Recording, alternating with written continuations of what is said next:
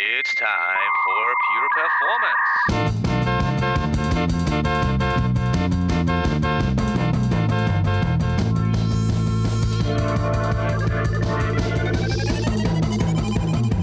Get your stopwatches ready. It's time for Pure Performance with Andy Grabner and Brian Wilson.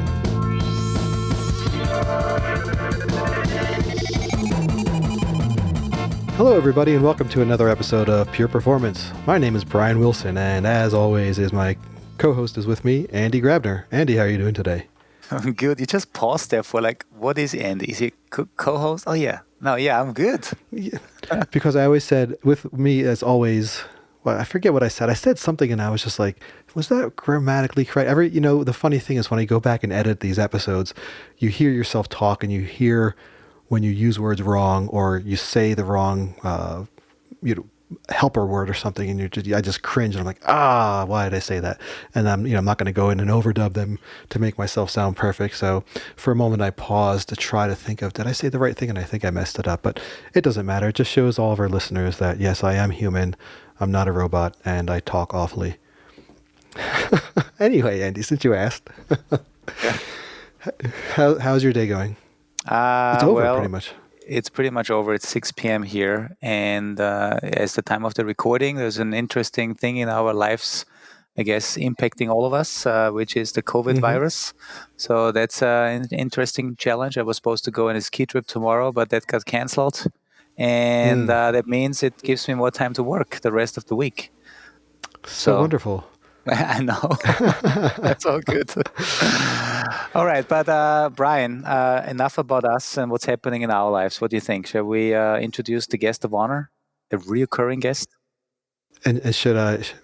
Recurring. No, I guess reoccurring. Yeah, there's a difference between recurring and reoccurring, and I believe you did use it correctly. Again, I'm very excited about our guest. Now I feel like I always have to say it, but I am. That's gonna be my running theme for the next few episodes, talking about how excited I am and how obligated I am to be excited. But I really am excited because this is a very prestigious guest. I'm very honored to have her back on.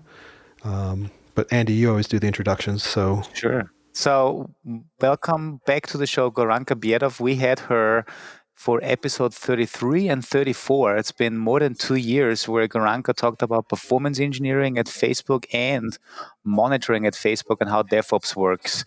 And 2 years have passed, Goranka, and thank you for being back on the show. And I know there's a lot of new things that we want to talk about today.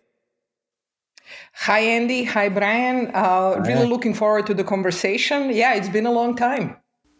I don't know about Andy, but I often go back to, a very reduced message that you put out in some of those podcasts where there was the idea of the developers having to put in all of the criteria, with their success criteria of their build into it. And then if it didn't meet it, it would just get smacked down and they would lose their credibility, and not their credibility, but their standing in releases and priority. And it's always something a story I like to relate from that. So thank you for that, because it's come in very handy quite often.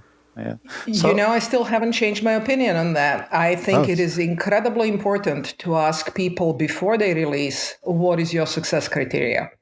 Because once we start seeing data and once we start seeing how a new feature or a new product is performing, it is very easy to fall back to this is exactly what I expected and this is a success. Where ahead of time, people have much different ideas of what is going to happen. Yeah. And I got to say, Goranka, you helped me a lot that you don't even know about how much you helped me. But in the last 2.5 years or 3 years, I think the first time we met was 3 years ago in New Zealand at Whopper. And I remember you talking about performance engineering at Facebook. I believe you gave me some insights into Canary deployment, enlightened us all that didn't know that Canary deployment is primarily done, at least back then, in New Zealand. And then you also told me about you gave me the analogy of with the success criteria, and then if the success criteria is met, you really then start optimizing your code. It's like a fix-it ticket. I think you gave me some analogies, and I've used these analogies over the last 3 years at a lot of my conference talks. So thank you so much for making it so much easier for me to tell the world about canary deployments, about success criteria, about fixing things, and it was really amazing. Thank you. Oh, you're very welcome. I think everybody in New Zealand knows that they are the first place where everything gets released. As a matter of fact, I was just in New Zealand again for 2 weeks. I love the country. And it's my favorite hiking destination. And so I ended up chatting about things like that with our guides and so on. And they're like, oh, yeah, we know, everybody deploys. And they think it's cool, and it probably is, because some features never see the light of day after New Zealand, and they get to see it all. But sometimes it's also painful because a lot of stuff that gets deployed originally gets basically debugged in New Zealand. So is it fair to say that New Zealand would see the good, the bad, and the ugly? Absolutely. Which Andy. which was a perfect segue to that's the title. That's the title of your talk at Dev One, where Correct. I know as the time of the recording, we don't know if it's happening in April or maybe later in the year, but still. So Goranka, this is also the reason why we wanted to definitely have you back on the podcast, especially now, because you talk about the good, the bad, and the ugly of open source. So Correct. This is what I would like to hear more about. So I'm sure you're aware that, when you are talking about technology space in general, and I tend to joke about it being a religious environment. What is your software religion? Are you, IntelliJ or Eclipse person? Are you Java or C++ person? And we tend to not be realistic and analyze things. It's been one of my frustrations through 20, 30 years that I've been in this field. But in reality, you always have to look at what is your environment, what are your constraints, and then pick the right tool. There is simply no simple, single right tool that will solve all of your problems. Or if there is, I certainly don't know of it, and I would wonder why it hasn't been deployed all over.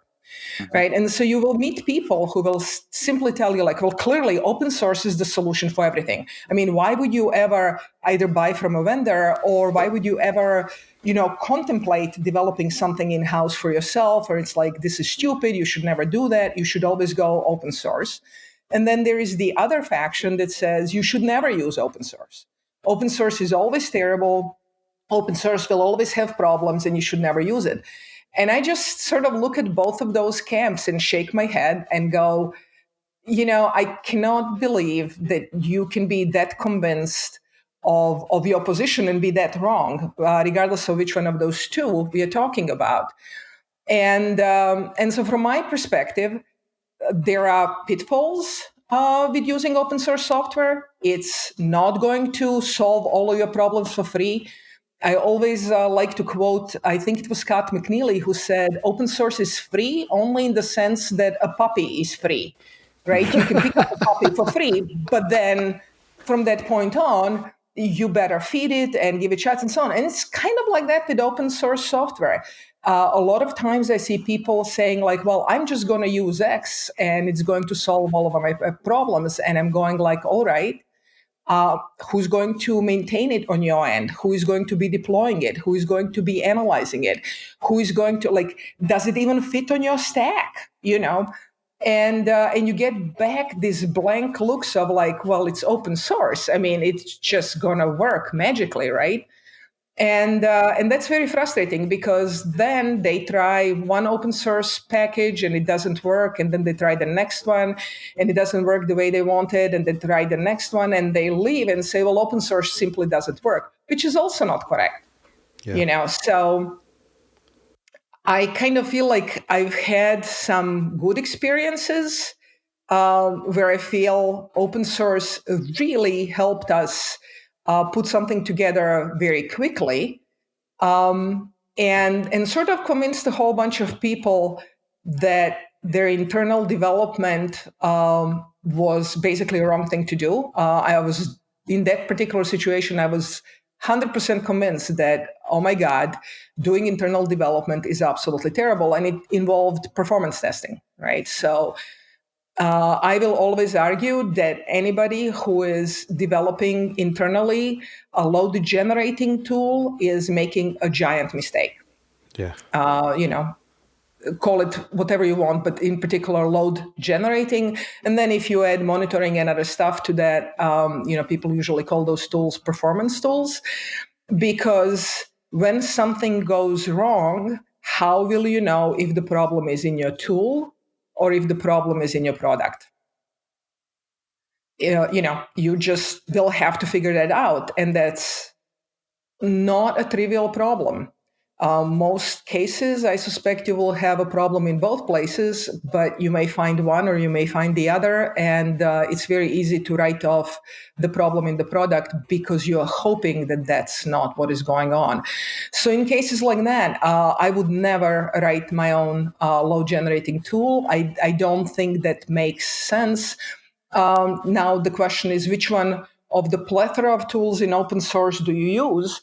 And I can't even give you the answer to that question. It really depends on what are you doing and what is the skill set of the people that will be using this tool. Yeah, I think that's a really important point too, because Andy and I both have the load testing background and work with other people with that. And a big part of the question is what protocol are you using? What kind of tests do you need to run? All these kind of questions. And I think a lot of this ties into the general idea that we even see when people are looking to move things into the cloud, and like, do I move to Kubernetes? Do I move to just standard containers and microservices? Yes. The question is not what tool do I pick? It's what do I need to do and what's going to best get me there? And maybe the answer is, the vendor-based one. Maybe even, yes. We even see a lot of times, a lot of people like, oh, we're going to take and lift and shift everything in the cloud. And then we have no plans to make, and then we're going to containerize everything and make it all microservices. And then they split it out to 500 microservices that are all making one-to-one calls. And they added a bunch of network latency because they thought they were supposed to do that. Whereas like, you need to take that step back and look at like, what's our goal? And let's design around our goal. And I think that same thing, the point you're probably making there, is the same thing comes into whether or not you choose open source, vendor, or build your own. All depends on what do you need, and does it exist? Absolutely. Is the support important for you that you want to pay a vendor?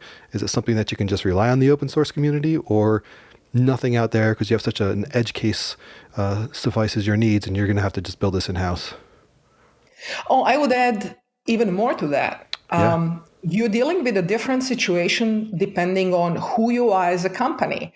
I'm going to argue, and I am by no means trying to say, oh my God, unless you work in technology, you are obviously not smart or something like that. Not the case. But there is a very different situation if you are, any one of the FANG companies, right? Or if you are a bank, or if you are, God forbid, a healthcare provider in the United States. It's not just that there is different legal requirements and different risks involved. It is also, what is your expertise? Let's say you're a Citibank. Do you really want to build a team of really good technologists that will do it for your company what, for example, different people or internal IT is doing for Facebook or for Google or so on? And I would argue that if you choose to do that, that's going to be a tough proposition. And you are simply in a different situation. If you're a healthcare company, let's say you're a giant hospital, whether you are the Stanford Healthcare or something like that, well, holy crap, you are now under all of these laws that really govern the security of all the data. And you probably have data that goes back, 50, 60, 70 years, which means it's in all different database forms. It's a very different situation. And I would say hiring a company that specializes in, solving problems like that versus trying to build an internal team that will do it for you, I would probably go with hiring expertise. anything that isn't my core job, I tend to prefer to hire that expertise for as long as I can. It's difficult to develop expertise outside of your core space, um, simply because you don't even know how to interview people for it. You don't even you sort of understand the problem on a very high level, but you don't understand it on all of the levels in between. And now you're trying to hire people that will actually know how to solve the problem that you don't even know how to describe. Those are the places where I always feel, if I were a company, I would always try to get the third party security team or the third party performance team, or even somebody to do the architecture and do the analysis and tell me how big of a mess am I in. Mm-hmm. So what's interesting though, and I agree with you, but then it's also a little contradictory to what we hear when you go to some of these conferences that I go to and talk at, where we say, in order to be better competitive, you need to in-house a lot of things because that gives you a competitive advantage, and you need to build up your own teams that can do delivery, that know how to do CI/CD, that know all these things.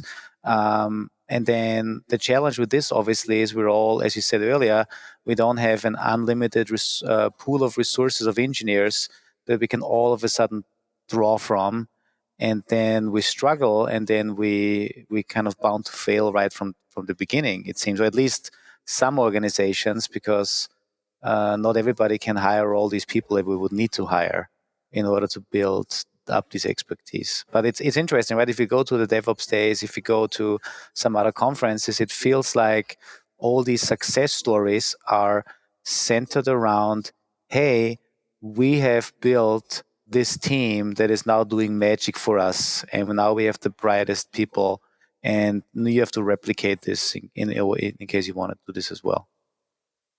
So I think you have two cases that I can speak of where I believe that both Facebook and Google have obviously built a lot of stuff internally, and I think both have done phenomenal job. I actually think nobody should look at Facebook and Google and say, well, this is the average case. They're not. They're outliers. And the one thing that I remember, especially when I moved from Google to Facebook, is how Facebook's approach was always, let's not build it until we really have to, until we have no other options. And we realized that 2 or 3 years down the road, we will basically be stuck unless we solve this problem in-house ourselves. And I think that is a very, very good approach. I think a lot of companies, let me give you a different example, Netflix. I think very few people would argue that Netflix isn't a successful company. And if somebody's going to take up that argument, I would love to hear it. I think Netflix is incredibly successful. However, Netflix does everything, to the best of my knowledge, it does everything on AWS. Most of their stuff is in there. They didn't build their own data centers. They didn't, go the route of Google and Facebook.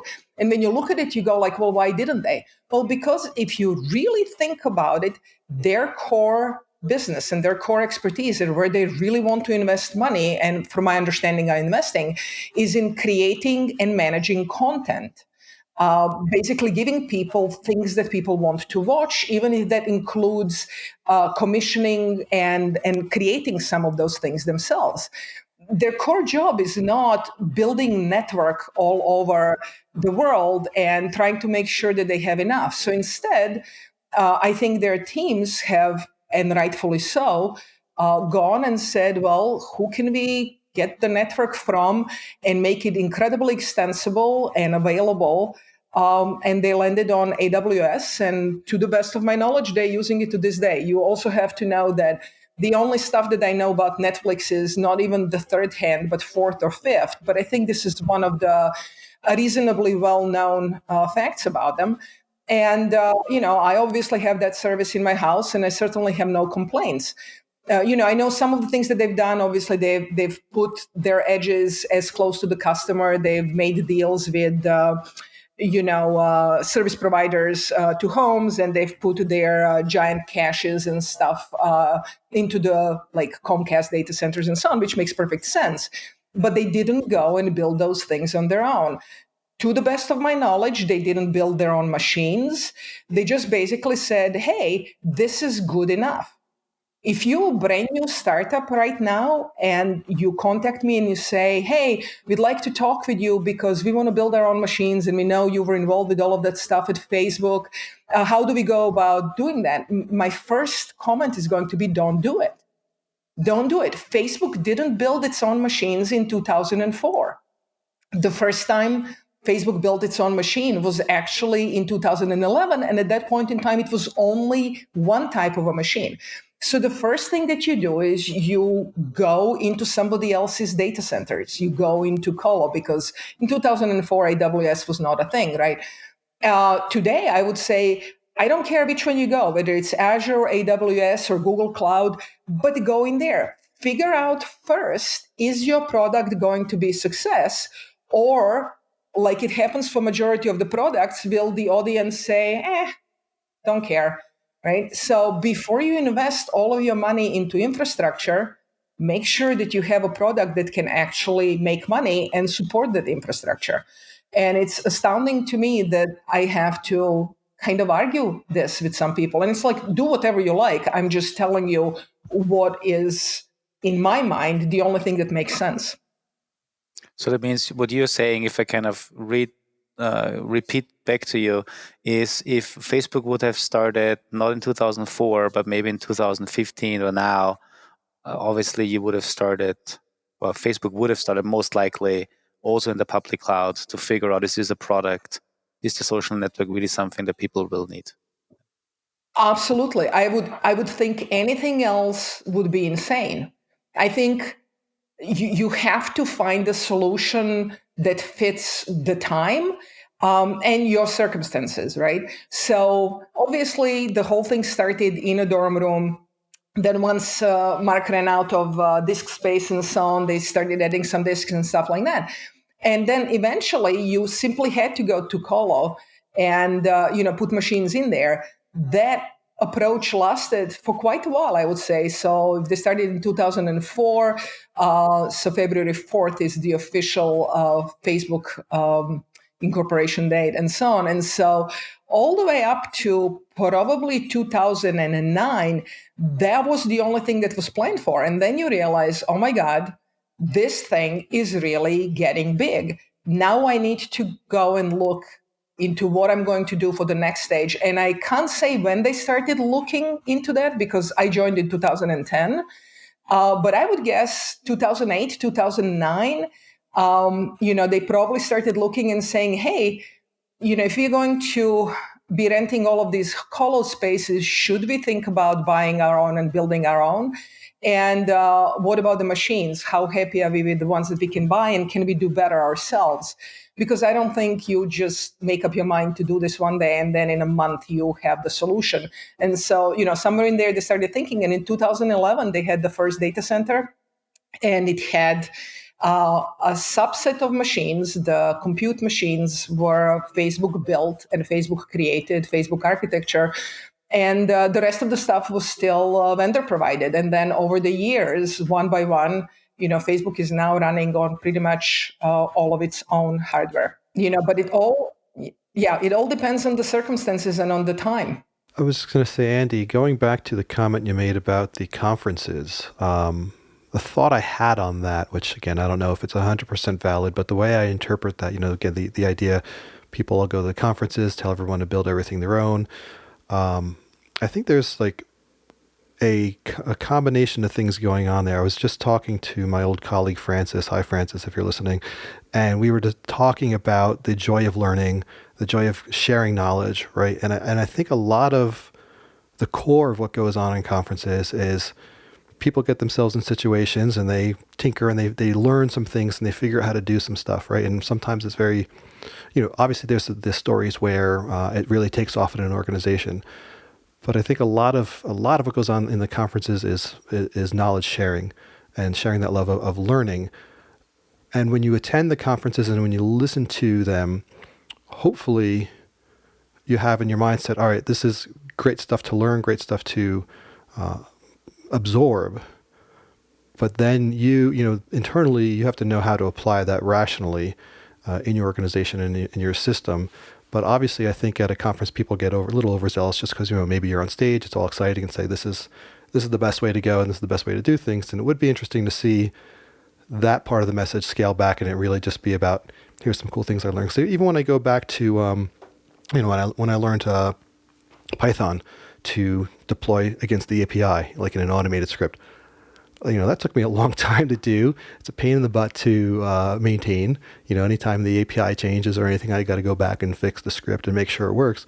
If I had something that could automate that and just like something else that would build it, at that point, I think you look at that situation like, yeah, let me use that tool instead of doing this on my own. But I'm just curious, from both of your point of views, at the conferences, do you see it more like people are saying this is the way to do it, or is it more of a sharing what I learned, sharing the fun things I got to do because I had time to play with these tools and do things?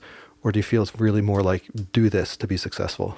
So interesting question. I feel that, on a conference stage, I don't think they force you to, they kind of forced to say, or they don't say it in a way where you feel forced to repeat what they've done.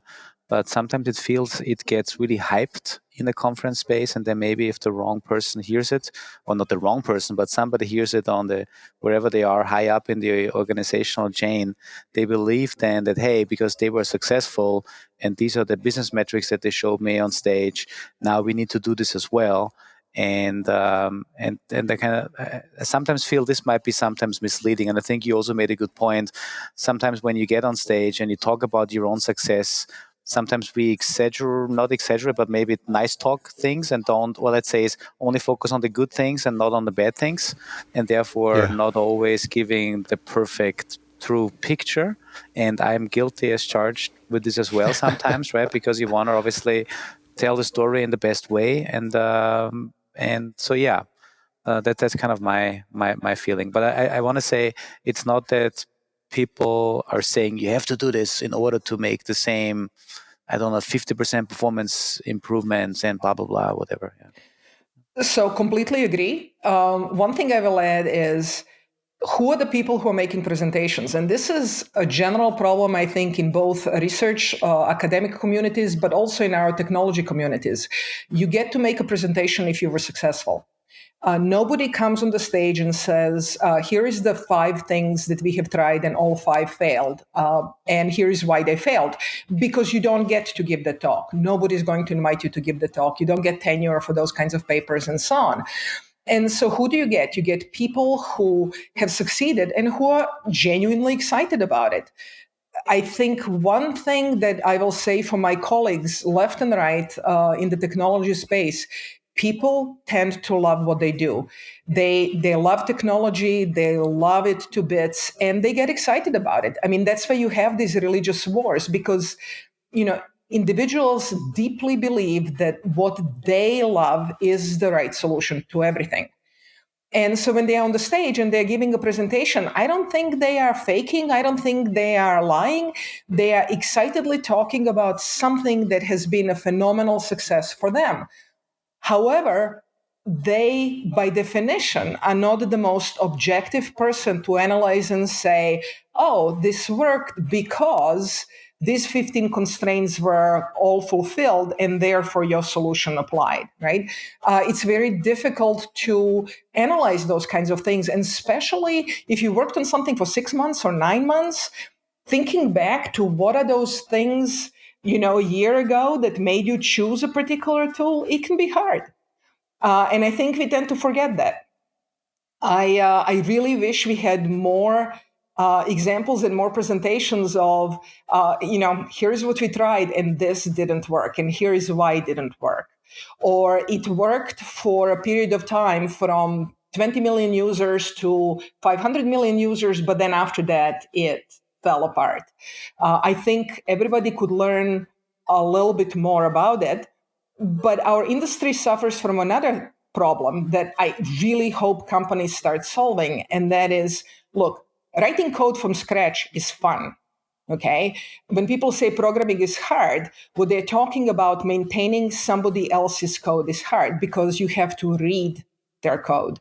And reading code involves trying to understand what another human being thought at a particular point in time when they were writing that line of code. And let's be very honest, have you seen your own code that you wrote 2 years ago and went like, what the hell was I thinking? Right? And so now you get into the problem of doing that with somebody else's code. Part of the reason why we start solutions from scratch is because we are lazy. It's hard to read somebody else's code, and then we also delusional and go like, of course, this code is crap. So what I'm going to do is I'm going to write a perfect piece of code that will never have any problems and everybody will love. And then after 9 months, we launch.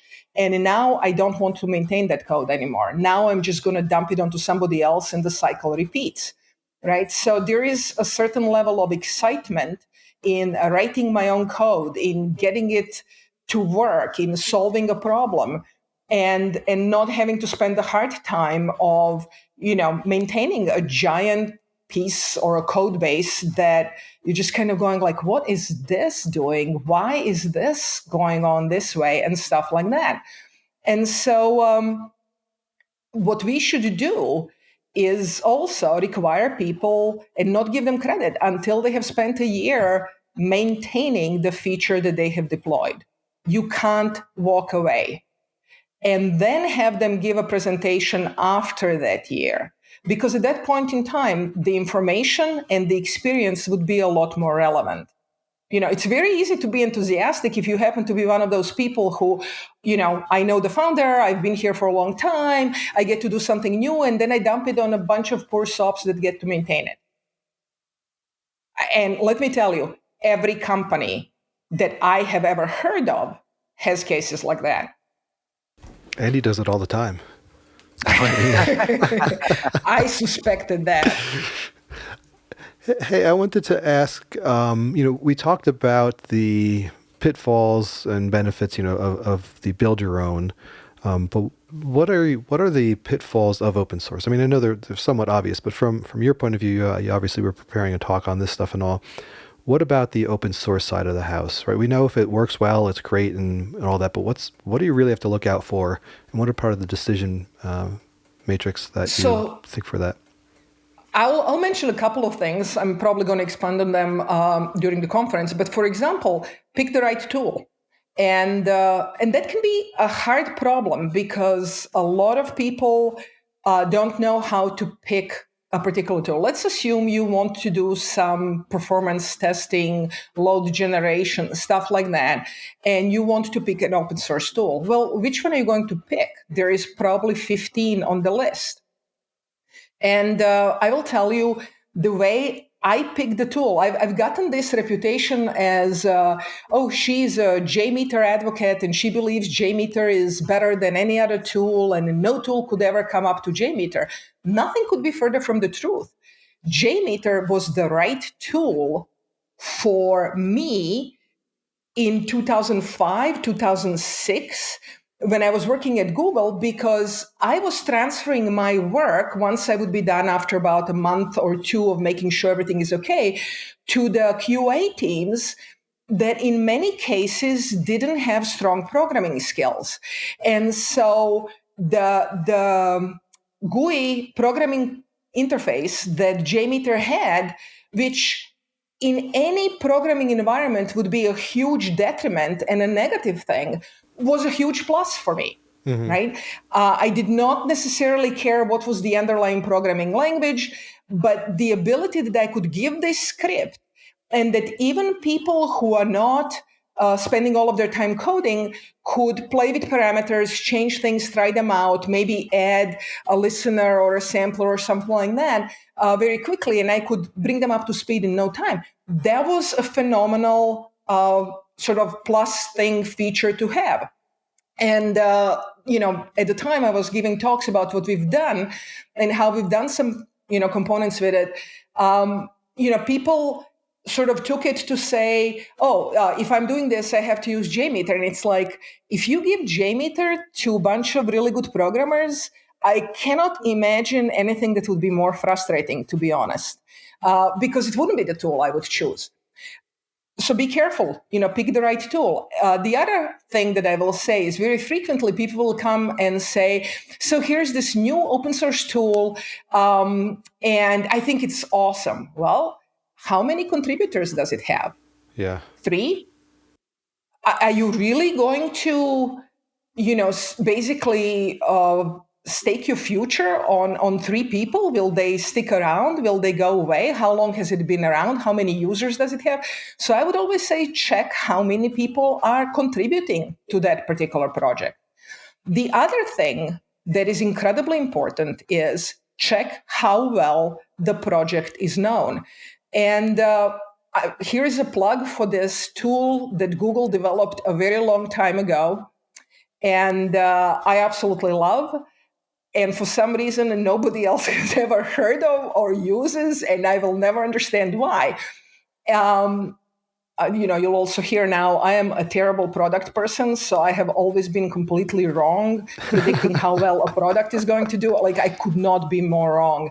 But anyway, there is this product called Google Trends, and you can find it under Google Labs, which sort of exist or don't exist anymore. I don't know. I've been gone for a long time.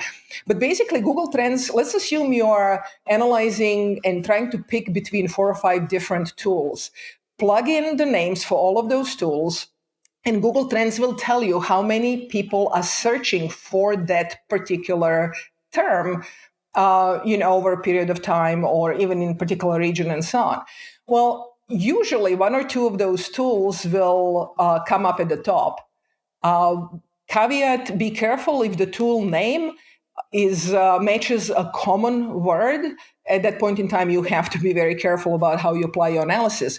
But usually you will find out that there are certain tools, not because they're better, but just because they have better word of mouth, they have, they're doing better advertising, whatever. But there are certain tools that everybody is adopting.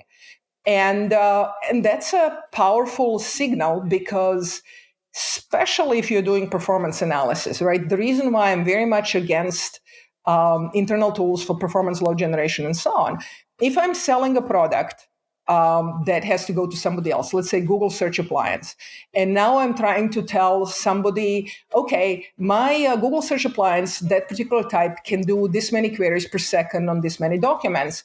It is perfectly reasonable for the buyer to say, okay, I'd like to reproduce your results. Could you please give me a script? Yeah, but you see, I'm using my internal tool. Well, that's not a very good solution. If I'm a buyer, I am certainly not going to accept that. I know that everybody who is selling a product will probably stack some of their searches in some way or the other, and I will want to verify those results.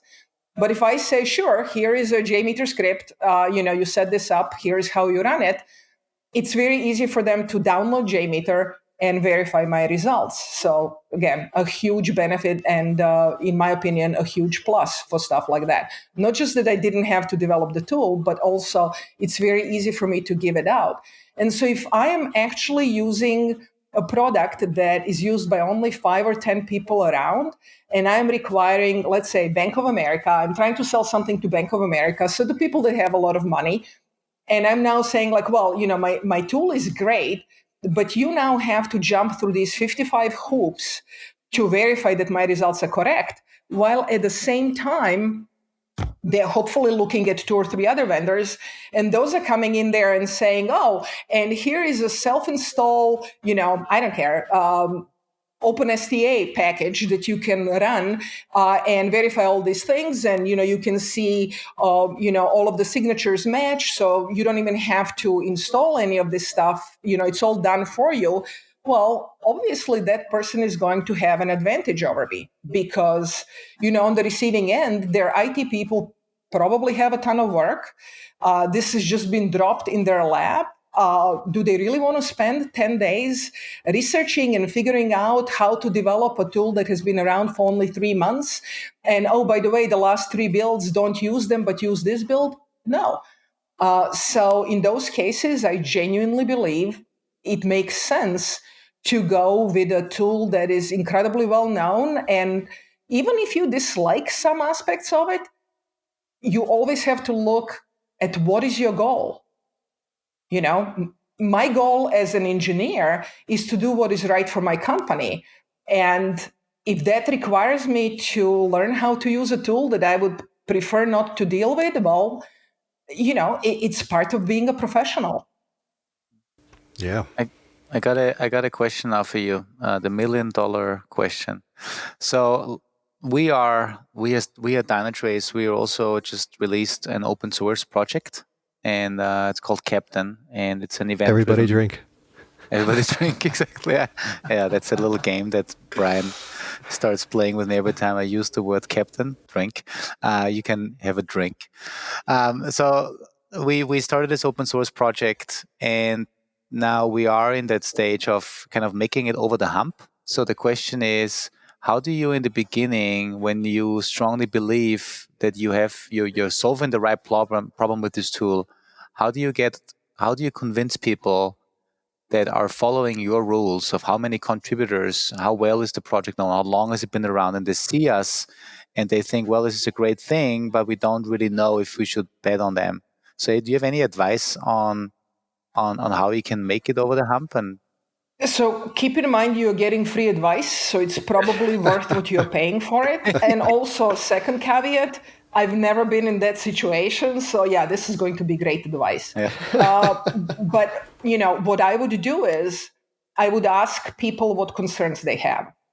One of the things that I've learned over, again, decades in this industry is if, even internally, there is an internal product and people have to come to me and force me to use it, product is crap. It's as simple as that. It is some VP somewhere who has decided that this team is going to get a pass and we will be pushing this stuff on everybody else and people will be grumbling. I am yet to see a software engineer that you will approach and say, hey, here is this thing. It's going to take you 30 seconds and it's going to solve 25% of your problems. Who's going to say, like, I really don't want 25% of my problems solved. I would rather enjoy all 100% of them. No, if you have a good tool, people will use it. A lot of times it happens that people writing the tool do not understand the problem because they are great tool writers. They have their own personal image of what the problem is. And then they go around forcing people to use their tool. I've seen this many times with people coming and saying, here, I have this great load testing environment. And it's like, great, why are you talking to me? I would never use it, right? But it's a great load testing environment and I'm going to get promoted if you're using it. Well, that's not my problem. And your promotion is not the problem that I'm focusing on solving. So, find somebody else. So what I would say is, a great thing that you have released it. Try talking to people that are the most likely users. I'm hoping that you have 2 or 3 companies. Usually smaller companies will be more open to moving quickly, right? If you have a company of 15 engineers, all you need is one engineer who is really into it and is working on these types of problems. And then if you find that person and offer them a little bit of hand holding, a little bit of extra help, they will more than happily jump on board and try the stuff. But then you have to deliver. Like when they come back and say, hey, this thing is not working, and so here is my patch, and it's not breaking anything else, somebody needs to go and code review that patch and get it merged quickly and push it out and thank the person publicly and credit them and move on forward. Because if you sit on that patch and I'm now waiting, and I can obviously make my own branch and do the stuff for myself, but you run into the problem that then you release a new version and now I have to remember what are all of the patches and port them back. I think a lot of times it is very important to support the contributors and to actually help them, help you make a better product. Thanks for that advice. And I think that's spot on. That's also what we've seen. Unfortunately, we are over that initial hump of we have external contributors. We have the first handful of public referenceable external users, not only internal users, but also external users. But I still think that when people come across our tool and they try to solve this problem, and then maybe they look at, okay, how long has it been around? Oh, only a year and a half. And how many contributors does it have? Okay, it's 10, 15, but there's another tool that has twice the amount. So that's why I'm trying to figure out how can we make something, even though on some of the numbers we might not be there yet, still make it appealing enough to try it out. So and then I think your point is, if it is a product that can really solve problems, true problems, and it can be easily evaluated, then most likely people will still see the benefit, and then maybe give a star on GitHub or give a shout out and start contributing. And with that, it may just take off on its own. I have another suggestion. Yeah. Create a subdirectory of examples. And invite people, where you provide the sample code or, whatever, and invite people to say, hey, we've done this example for this example for this. Do you have an example that would help you evaluate the tool more quickly and so on? Ping us, send us a note, and we'll try to support you as much as we can. And then provide a couple of simple examples so that people can, I think, it is much more satisfying to download the stuff and have something running by the end of the day. And let's face it, all of us tend to start doing something brand new by looking at sample code. So having examples of like, hey, here is how you generate some HTTP traffic or HTTPS traffic, or, I don't know what else people do, to be honest. But those kinds of things that they could literally download, start up, and start running all on their laptop within a day, I think that would help. Well, I think that's great too. And Andy, what I was going to say too, the things I've learned from Captain, in terms of how I would in the future look at open source tools if I ever needed to, was number one. And I think you do have those examples out there, which is really, really cool. But I also like the fact that there's a Slack channel, right? So you can go on then to that Slack channel and see what people are talking about. You're not going to necessarily see the people who are using it, experimenting with it in the repo, because they're not necessarily contributing. But when you see them in the Slack channel, when you get to see what kind of questions are being asked, what kind of issues people are having, how quickly the supporting team is responding to those, that gives you a really good idea of the trajectory of an open source project. Are people asking questions and it's sitting around for days before someone gets back to it? Or is there a lot of engagement? Because, I think that's the hugest issue. If you go back to the early days of the smartphones, right, when the app stores were new, new product would come on, it would be kind of easy, right, to get noticed out there. Nowadays, try getting a new app if you're not a major app company out there without a little promotion. Same thing I think goes with open source. Like, how do you, if no one's going to pick you because you don't have contributors, well, how do you get contributors? It's the catch-22. But I think there's a lot of those supporting things like Goranka was mentioning, and the things like the Slack channels and all those pieces that would give a user an understanding of what kind of open source project this is, and the people that are running it, how engaged are they with it. Agree 100%. I think support through all of the social networks is incredibly powerful. So I would say, interestingly enough, I don't have a Twitter account. I don't use Twitter, but I do think Twitter tends to be really good for these kinds of things. So people can bring their grievances, problems, questions, and everything else there. I also understand that kind of puts more work on the company, because somebody has to really follow those accounts. Similar thing with like Facebook group, open group for it may work reasonably well. Truthfully, the best tool for open source development, in my opinion, has been Google Wave. Unfortunately, nobody else cared to use it for anything else. But man, that tool was fantastic for any kind of group development projects. I actually have no idea what is going on with Wave. I'm assuming it's completely retired and doesn't exist. But any place where you can enable other users to also answer questions is a good place. I think Slack is fantastic. Love the product, even if I am the old style person, But I think Slack has a really good product, in my opinion. It just sort of works. They've done some things right, even though I can't quite put my finger on what is it about it that I like so much. There is a lot I like. Cool. Hey, quick question. So the good, the bad, and the ugly of open source. I know you're going to talk about it a lot at the conference, but is there any? So we talked. You explained a little bit about what you would do to pick the right tool. Is there any other advice, kind of at the end of the show now, that you want to give? Maybe some highlight of your talk, whether it's the good, the bad, or the ugly. Something that when people are start looking into open source, yes or no? Shall we use this library or shall we build it our own? Is there any other thing you want to share? So one thing that comes to mind on the don't do this side, and I know Facebook has been accused of it on occasion, is if you're a large company and you release something in open source, as you guys have done right now, don't make it just your project. Go and look for contributors, look for people that will pitch in and listen for feedback. You may be large, you may be fantastic, and you may know what you need.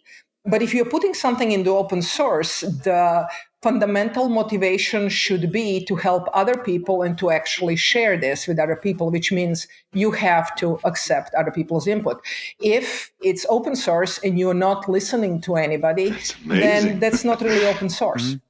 If you claim, well, this is still my backyard and I am going to be the gatekeeper and nobody is going to, send something in without me, returning it 15 times and asking for modifications just because, and I'm going to refuse to listen to any feature suggestions and stuff, you are really completely missing what open source is supposed to be about. Cool. Hey, Goranka, I know you love hiking, and I know you just said that you are just hiked a lot in New Zealand. I'm really though looking forward having you in Austria because I know there's a lot of cool places to hike here as well. I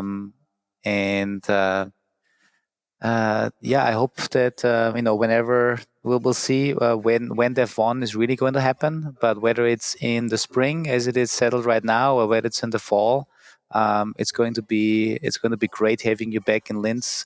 And I think it's going to be your first time in Linz. So have you been here? I have never been in Linz. I've obviously been. What is surprising to me is that it's really not that far away and not that far off of Salzburg. And obviously, I've been to Salzburg, but really looking forward to it. And I will tell you, I am planning. I still have Tour de Mont Blanc on my hiking list, so it's definitely going to happen at some point in time. So there is a lot of phenomenal hikes in that whole area, Alps, Dolomites, right? I'm really, really looking forward to it. Yeah, very cool. Brian, is there anything else that you want to have covered before we summon the summarator? No, I think I'm good. I think we got a lot of great stuff out of this. So why don't we go ahead and summon the summarator? Do it now. All right. So Goranka, as you may remember, at the end, I'll try to summarize the what I've learned at the podcast. Now, first of all, what I learned is that in the beginning you started off with open source versus non-open source. It feels like the religious war of like Windows or Linux, so I think this is obviously not the right way of looking into this if we just have these completely opposite sides of thinking. I think, as you made clear, it always depends on your situation and your environment. I believe you have to figure out what is the problem that you need to solve and then figure out what can help you solve the problem. One term that I wrote down in my notes is whatever you do, whether it's going to be open source or whether you build it yourself, you always have to evaluate in the beginning maybe the total cost of ownership. So how long, what's the what's maybe the initial cost, but also what's going to be the running costs if I decide to build something myself, or if I use open source, or if I decide to in-house a service from somebody else. I think total cost of ownership in the end to solve the problem is a big thing. Also, thank you so much for the ideas on how to pick a tool. You gave a great example with JMeter. While JMeter for you worked pretty well back then because you could hand it off to somebody that is not deep into code every day, it might be completely frustrating to somebody that is coding every day, and then working with JMeter might be a frustrating experience because there's other ways for them to get to solve their problems. And just in the end, I really like the thing, don't do this. If you're starting an open source project, don't just make the project to solve your problem, but really make sure it solves problems also of the people that should benefit from the open source project. These are external folks. If you solve problems that help them as well, you will be more accepted, you will get more contributions, and this is the road to success, and not if you just solve a problem that you have internally. I think these are kind of the highlights. And and as I said again, very much looking forward to having you at DEF1. I really hope we still meet in April. But that's a pretty good summary. Thank you. That's great. Yeah, it's quite a talent. And when I just had this thought that it would have been awesome if we did have video accompanying this, because I would really love for Andy to do his summaries while dancing. I just think that would really put it over the top. Like, just, do some salsa, like one. Anyway, Goranka, thank you so very much for coming on. It's been a great pleasure to have you back. I do want to mention to any of our listeners, I don't know, I think this is going to be airing towards the end of April, maybe very early May. But, not knowing where things are going to be with the whole coronavirus thing. Again, if you did have a talk canceled because conferences are being canceled and you don't have a way to present this and you've already done all the work, if you want to present it in a podcast format, we'd love to have you on and share it. Obviously there won't be any visual aids to be able to assist with it, and we don't really care if it's not completely on topic on the performance side. We just really want to, a lot of people did a lot of work, especially the new time speakers, to get things ready for conferences, and some of them are being delayed indefinitely. So if you are in that situation and you'd like to at least talk about it and get it out there, get in touch with us. You can get in touch with us at pure_DT on Twitter, or Grabner Andy on Twitter, or I'm Emperor Wilson, or you can send us an email at pureperformance@dynatrace.com. So if you're in that situation, let us know. If not, well, hey, maybe you'll get to be at a conference sometime in the future, or just keep up the great work. And we appreciate all your listeners. And well, thanks again, Goranka. Awesome having you back on. And hopefully we'll talk to you soon again. Thank you for the invite, guys. Thank you. All right, bye-bye. Bye. Bye-bye.